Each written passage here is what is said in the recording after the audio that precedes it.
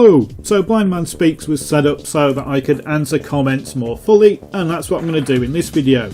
So the comment is, could you do a video that shows your best non-DLC guns for each class, including shotguns, DMRs and carbines, and say what attachments you put on them? So these are my favourites, not necessarily the best, and I'm going to show you my loadout and some test firing of each gun in turn. So starting out with assault rifles, my favourite assault rifle from the base game is the M416.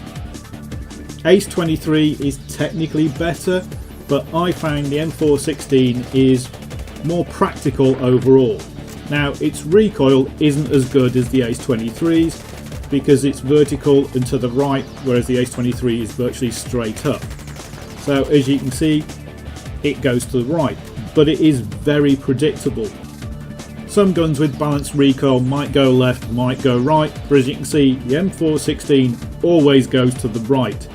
And it's pretty controllable in full auto as well. I find the M416 much easier to control in full auto than the Ace 23, might be because it fires slightly slower and it's got a bit less recoil. But it's burst fire that the M416 is really good at.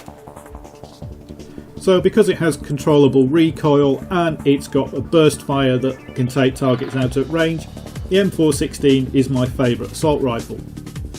My favourite PDW is the CZ3A1. Now the CZ3A1 isn't going to win any competitions at medium and long ranges, but at close range almost nothing compares to the CZ3A1. It's got a huge rate of fire, it's doing 25 damage, and it's pretty controllable as well.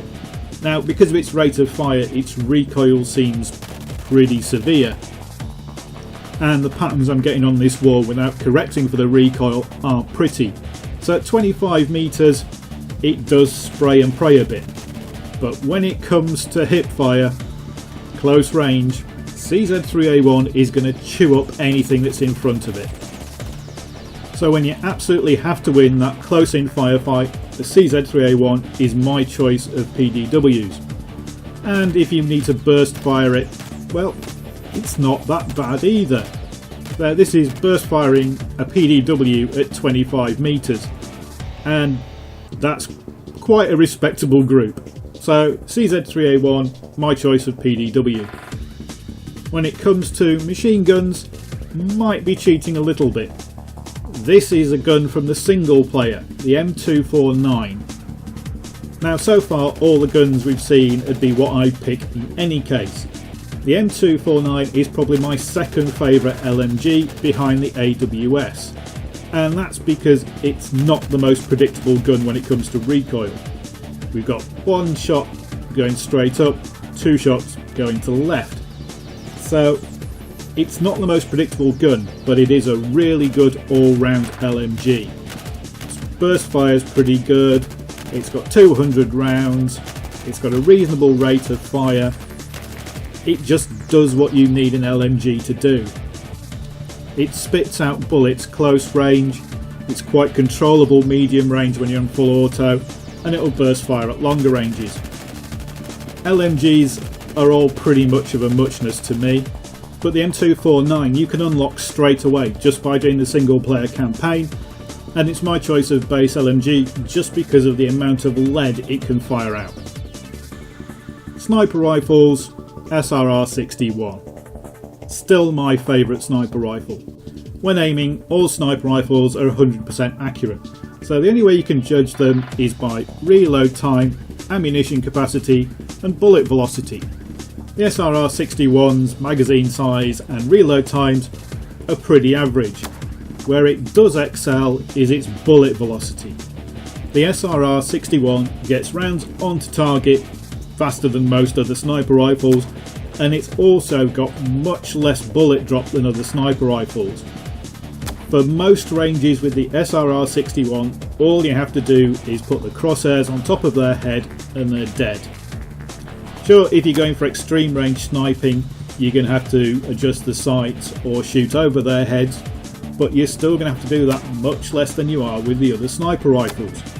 It also seems to make the SRR-61 much better when you're not taking steadied shots. So when you're not controlling your breathing, SRR61 seems better as well.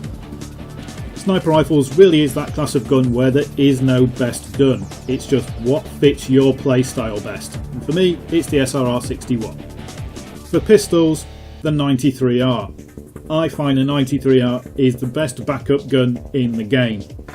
Now by backup gun I mean the gun that you pull out when your primary is out of ammunition and there's a guy in front of you. Sure, there are guns out there that you could one-shot headshot the guy with, but the 93R is the perfect gun for trying to deal with somebody who's bouncing around and trying to dodge you. And it's because of the speed at which you can empty the magazine into your opponent. But then you can also use the more controllable 3-shot burst. So for me, it's the ideal compromise and it's the ideal sidearm, the 93R.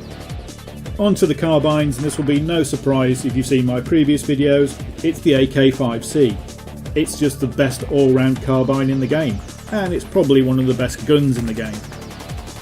Its recoil is pretty much vertical with a bit of a side-to-side wiggle, but it's controllable over short ranges and medium ranges, which is what you need a carbine to be. Now it's not going to be the fastest killing carbine over the short range, but where the AK-5C is really good is when it comes to burst firing at those medium and longer ranges. When burst firing, the AK-5C is accurate and predictable, so that gives it some killing power at medium and longer ranges.